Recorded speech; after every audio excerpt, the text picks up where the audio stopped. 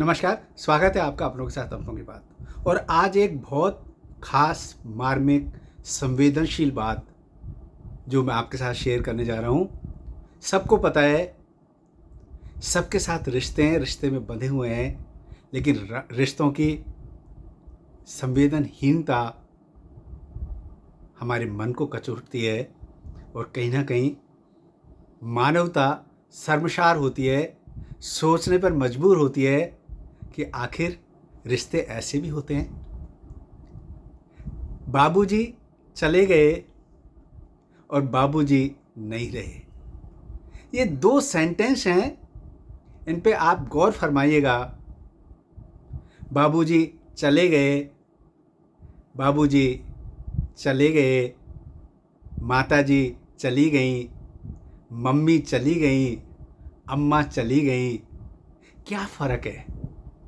बाबूजी इंतज़ार करते रहे, मेरा बेटा आएगा, मेरा पोता आएगा, मेरा कोई रिश्तेदार तो आएगा, मुझे संभालेगा, मेरी सेवा करेगा, मेरी दवाइयों का ध्यान रखेगा, हॉस्पिटल में ले जाएगा, मेरे खाने पीने का ध्यान रखेगा, मेरा मन का ध्यान रखेगा।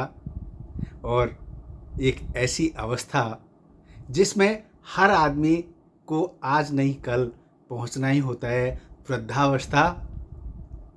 सरकार में तो जो नौकरियों में है उनकी सेवानिवृत्ति होती है, और जो बिजनेस में है उनकी कभी निवृत्ति होती ही नहीं है। एक ऐसी मार्मिक घटना अभी घटी।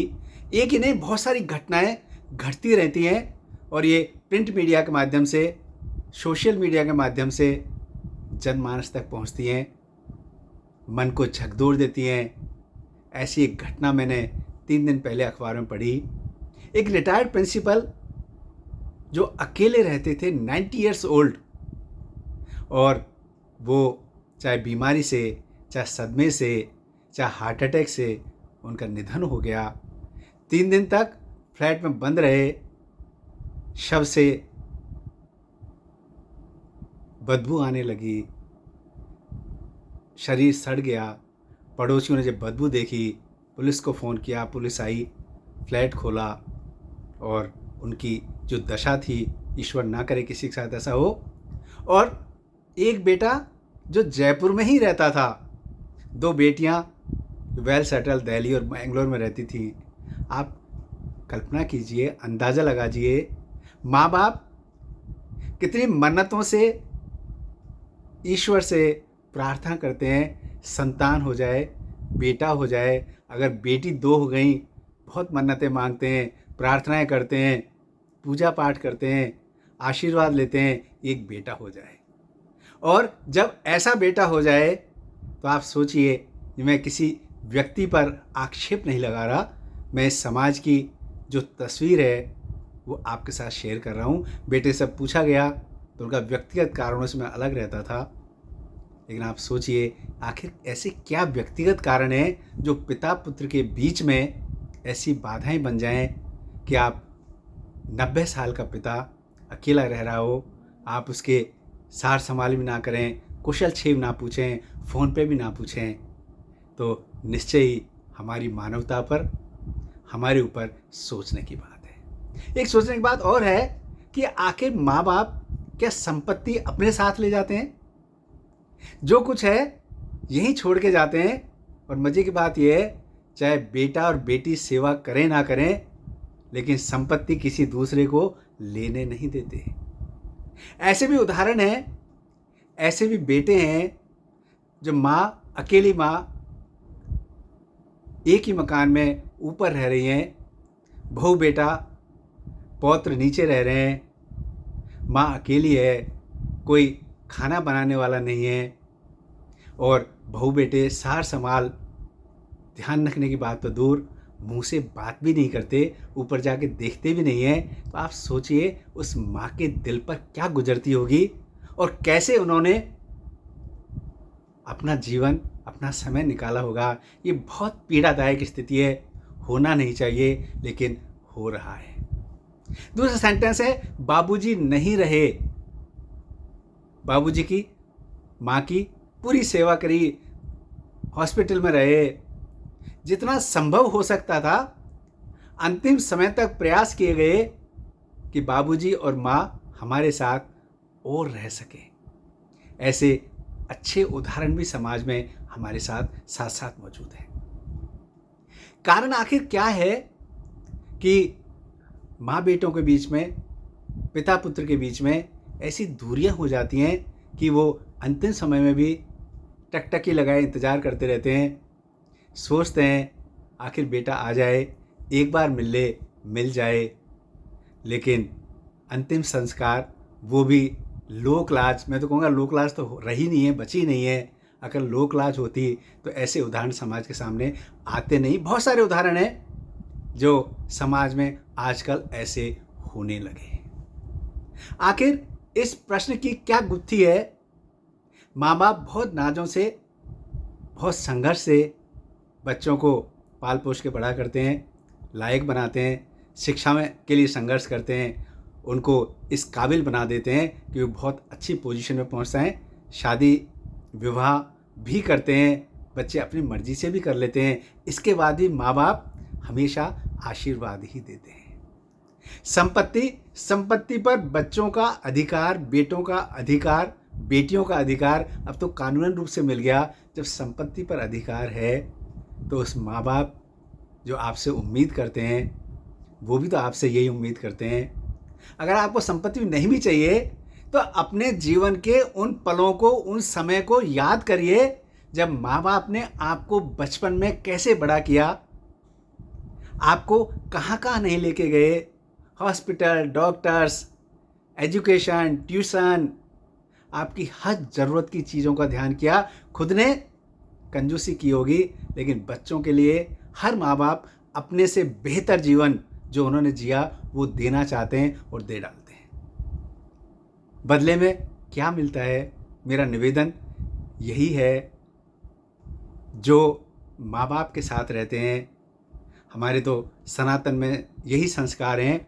आप चाहे धार्मिक यात्राएं करें ना करें, पूजा पाठ करें ना करें, लेकिन अगर माँ बाप की सेवा करते हैं तो आपका जीवन कष्टों से मुक्त हो जाता है, धन्य हो जाता है और आपको जीवन में कभी पछताने की ज़रूरत नहीं पड़ती है। लेकिन ऐसा हो रहा है।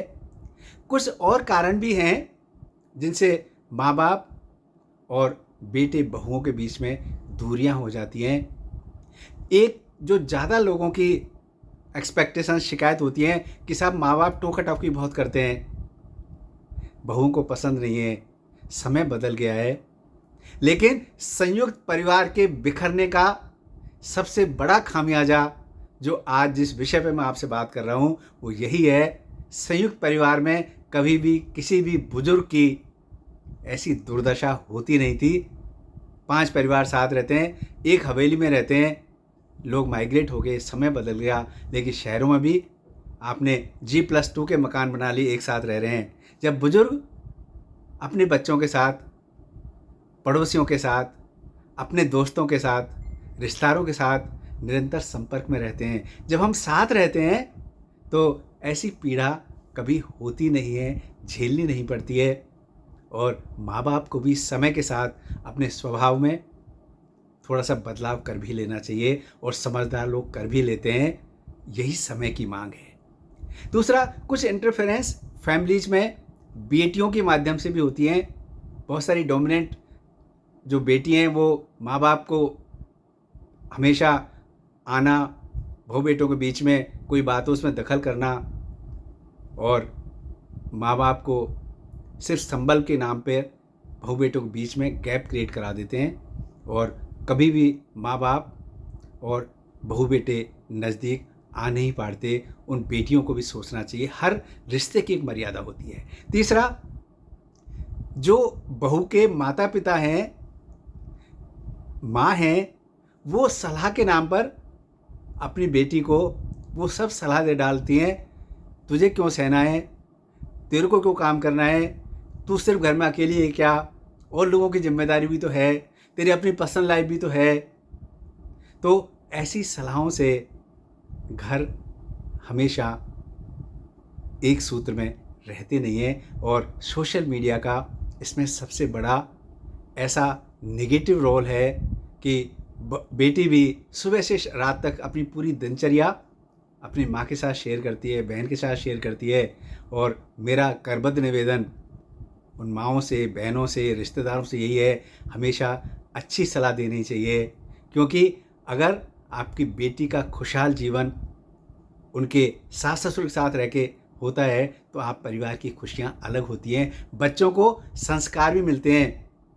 क्योंकि संपत्ति, पैसा जीवन में मायने नहीं रखता, मायने तो रखता है लेकिन इतना भी मायने नहीं रखता कि आप रिश्तों की दहलीज पर रिश्तों की ऐसी हत्या कर डालें। सही शब्द तो यही है कि हमेशा पछताना पड़ता है, क्योंकि जो कुछ आपके बच्चे देख रहे हैं वो कभी ना कभी आपके साथ भी होने वाला है। इसलिए माँ बाप के साथ रहें, माँ बाप का ध्यान रखें, क्योंकि माँ बाप का आशीर्वाद, माँ बाप तो हमेशा हर हाल में बेचारे आशीर्वाद ही देते हैं। चाहे आप उनके साथ कैसा भी दुर्व्यवहार करें, उपेक्षा करें, फिर भी दुआएं निकलती हैं। फिर ऐसी आखिर क्या समस्या है? आपका पर्सनल स्पेस है, आजकल तो हर चीज़ हाथ में है। माँ बाप अगर आपके साथ घर में रह भी रहे हैं तो कौन से बेचारे आपको परेशान करते हैं? ऐसी उनकी कौन सी नीड्स हैं? सिर्फ वो देख के, माँ बाप आपको देख के खुश होते हैं, अपने बच्चों को देख के खुश होते हैं, हमेशा आशीर्वाद देते हैं। और अगर आप माँ बाप के साथ सिर्फ बात भी कर लेते हैं तो आप सच मानिए उनसे ज़्यादा खुशी और आशीर्वाद किसी को होता नहीं है। एक तीसरा वो जो बहुत नेगेटिव पहलू समाज में है वो भी गौर करने लायक है। माँ बाप पिता बहुत सारी संपत्ति इकट्ठा कर लेते हैं, धन संपदा, और अगली पीढ़ी को ये पता है कि बापूजी ने बहुत सारी संपत्ति हमारे लिए बना रखी है, पैसे इकट्ठा कर रखे हैं, सब कुछ है, तो अपन को करना क्या है? अपन क्यों लेके तो साथ जाएंगे नहीं, देंगे मुझे ही, तो मैं जैसे भी रहूं मेरी मर्जी। एक और समाज का बहुत नकारात्मक पहलू है, इस देश में कभी वृद्धाश्रम हुआ नहीं करते थे। ये पश्चिम की सभ्यता का यहाँ बहुत बड़ा प्रभाव है। और अगर वृद्धाश्रमों में आप जाएंगे, सर्वे करेंगे, लोगों से पूछेंगे, तो वृद्धाश्रम में रहने वाले वही हैं जो या तो बहुत पैसे वाले हैं, बहुत उच्च पदों पर रहे हैं, या उनके बच्चे बहुत लायक हैं, बिजनेसमैन हैं, बड़ी पोस्टों पे हैं, और वो वृद्धाश्रम में रह रहे हैं। साथियों, किसी भी ऐसे बच्चों के माँ बाप वृद्धाश्रम में नहीं रह रहे हैं जिनको आप गरीब तो नहीं कह सकते, लेकिन जो अपना जीवन माँ बाप के साथ जीते हैं।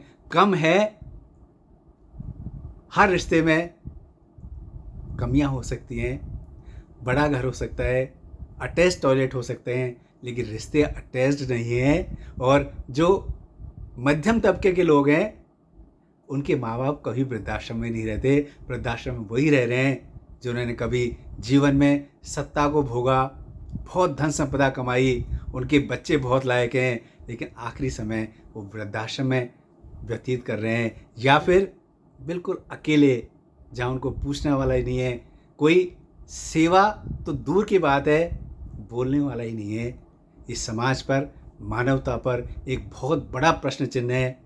मेरा निवेदन तो यही है कि क्यों ना आओ फिर लौट चलें उस जॉइंट फैमिली की ओर, जहाँ पैसे कम हो सकते हैं लेकिन रिश्तों में मिठास, एक दूसरे की परवाह, एक दूसरे के प्रति सम्मान बहुत होता था। समय की मांग है, आओ फिर लौट चलें जॉइंट फैमिलीज की तरफ, संयुक्त परिवार की तरफ। वही आनंद है। परिवार के साथ थोड़ा सा मिल बांट के खाने में जो आनंद है वो शायद अकेले 5 स्टार होटल का भोजन कर लें, आप कितना भी स्वादिष्ट भोजन कर लें, वो आनंद आपको कभी आएगा नहीं। क्योंकि परिवार ही, संयुक्त परिवार ही इस समाज का आधार है, आपकी खुशी का आधार है, रिश्तों का आधार है। आओ फिर लौट चलें जॉइंट फैमिलीज की तरफ। नमस्कार, जय हिंद।